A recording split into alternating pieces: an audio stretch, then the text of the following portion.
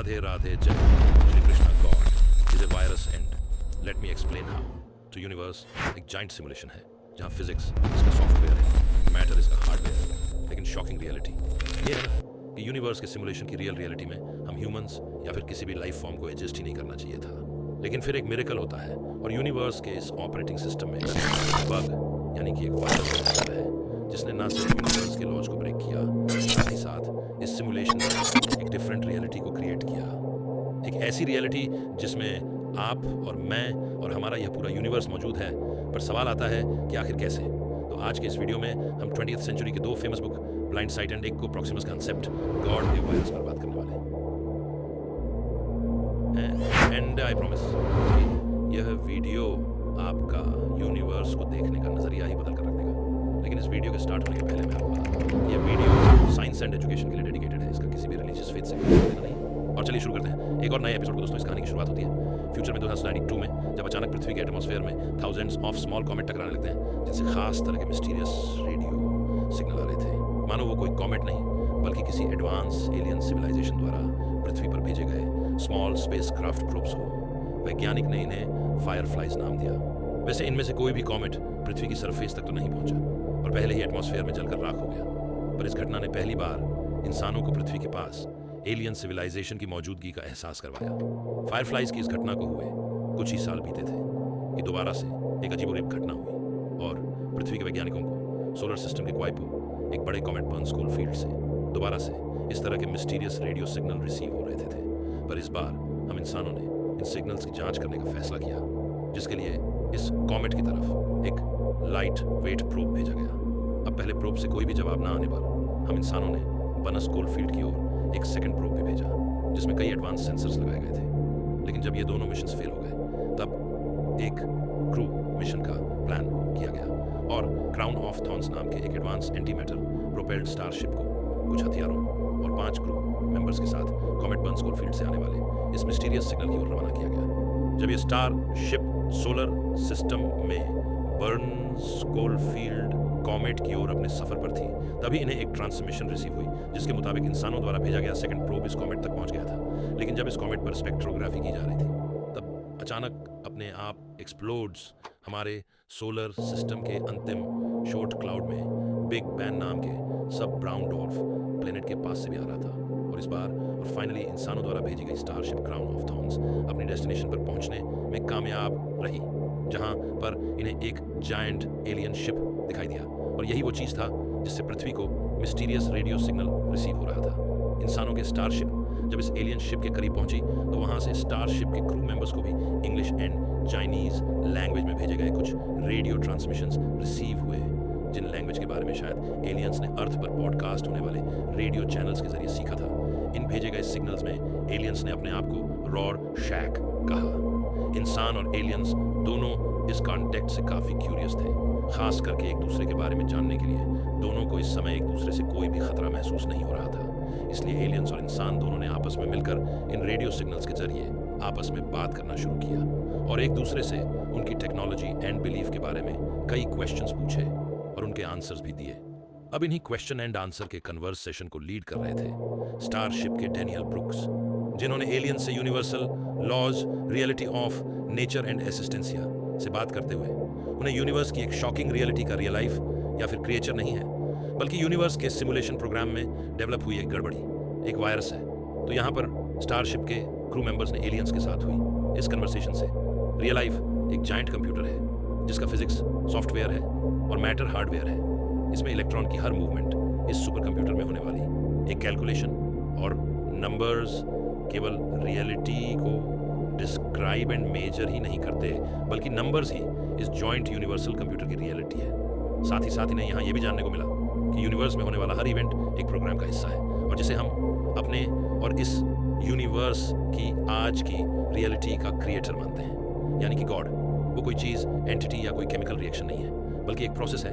इस universal computation में होने वाला एक ऐसा प्रोसेस है जो फिजिक्स के अनब्रेकेबल लॉज को ब्रेक करता है, एंड यूनिवर्स में ऐसे मिरेकल्स को जन्म देता है जो एक्चुअल में यूनिवर्स के फिजिक्स एंड मैथमेटिकल लॉज के बिल्कुल अगेंस्ट है। जैसे जे लिमिट से नीचे स्टार्स का फॉर्म होना, यूनिवर्स के अलग अलग हिस्सों में फिजिक्स रूल्स का बदल जाना, यूनिवर्स में किसी ऑब्जेक्ट का लाइट स्पीड को ब्रेक करना, ब्लैक होल जैसे ऑब्जेक्ट में फिजिक्स के लॉज को ब्रेक होना, पूरे यूनिवर्स में होने वाला कोई भी ऐसा इवेंट है जिसे हम फिजिक्स के लॉज को ब्रेक किए बिना एक्सप्लेन नहीं कर सकते। अब देखा गया है कि ये केवल हवाई बातें नहीं हैं, बल्कि वैज्ञानिक यूनिवर्स में ऐसे कई इवेंट ऑब्जर्व करते हैं जिनमें फिजिक्स के लॉज ब्रेक हो रहे हैं। आपको इंटरनेट पर कई इंटरेस्टिंग पेपर्स मिल जाएंगे जो सजेस्ट करते हैं कि स्पीड ऑफ लाइट हमेशा कांस्टेंट नहीं रहती और यूनिवर्स के फिजिक्स के लॉज समय के साथ साथ इवॉल्व होते हैं। है मानो यूनिवर्स का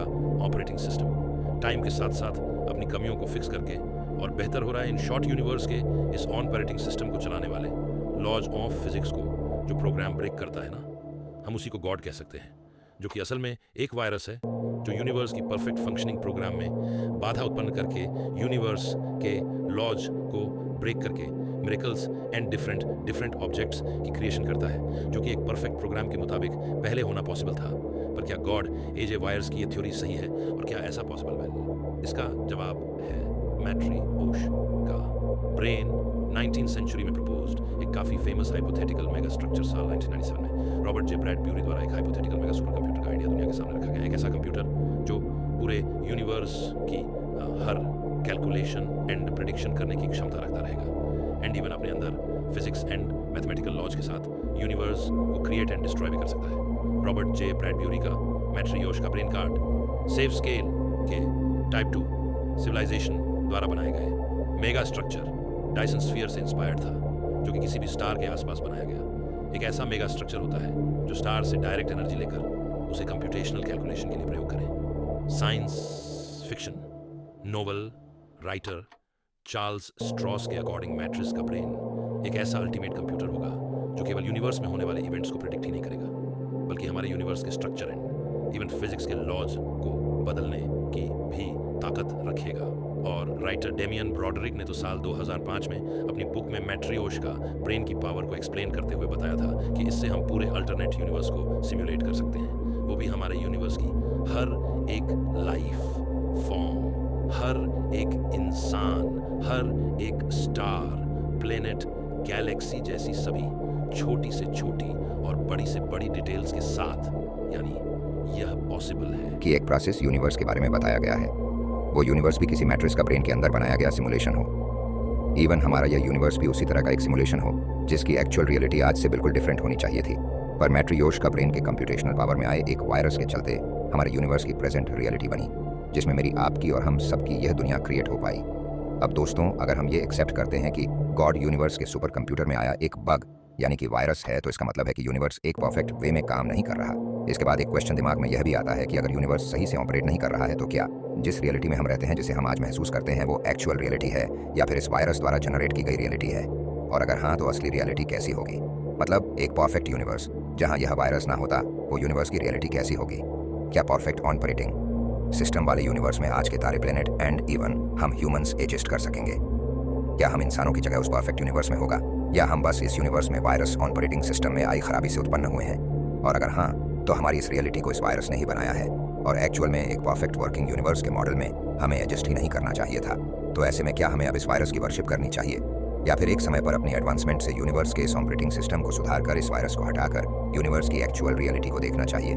वैसे इस बग को भी फिक्स करने का केवल एक ही तरीका है, हम इंसानों को भी मैट्रियोश का ब्रेन बनाना होगा जो यूनिवर्स के फिजिक्स के लॉज को ब्रेक करने और उनमें चेंज करने की कैपेबिलिटी रखें। पर मेरे दोस्त, उसके लिए ना हमें पहले टाइप 2 सिविलाइजेशन बनना होगा, तभी हम यूनिवर्स के सुपर कंप्यूटर में आए इस वायरस को फिक्स कर पाएंगे। वैसे मैं आपसे जानना चाहूंगा कि आपको क्या लगता है, क्या सच में लाइफ यूनिवर्स के सिमुलेशन में किसी वायरस के कारण डेवलप हुई है और हमारा गॉड कोई एंटिटी नहीं बल्कि एक वायरस है? आप अपना जवाब नीचे कमेंट सेक्शन में लिखकर जरूर बताना दोस्तों। मुझे उम्मीद है कि इस वीडियो से आपने काफी कुछ नया सीखा होगा और आपको इस यूनिवर्स को देखने का एक अलग नजरिया मिला होगा। अगर हाँ, तो इस वीडियो को लाइक कर देना और अपने दोस्तों के साथ जरूर शेयर करना। अगर आप नए हो इस चैनल पे और ऐसे इंटरेस्टिंग वीडियोस को देखना चाहते हो तो इस चैनल को सब्सक्राइब करने के साथ साथ नोटिफिकेशन बेल को ऑन कर देना। अब अगर आपको ये वीडियो पसंद आई है ना, तो आपको ये वाली वीडियो भी डेफिनेटली पसंद आएगी, जिसमें हमने बात किया है भारत में मिले सबसे लंबे सांप के अवशेष के बारे में। इस दुनिया का सबसे लंबा सांप कहीं और नहीं बल्कि भारत में रहा करता था, पर आखिर हमने उसकी खोज कैसे की और वह सांप आखिर कितना बड़ा था कि वह टाइटेनोबोआ जैसे जायंट सांप को भी टक्कर दे सके? यहाँ पर जाकर टैप करो और देखो, बहुत ही इंटरेस्टिंग वीडियो है। मैं मिलता हूँ आपको नेक्स्ट एपिसोड के साथ। तब तक के लिए बाय जय हिंद, राधे राधे, जय श्री कृष्णा।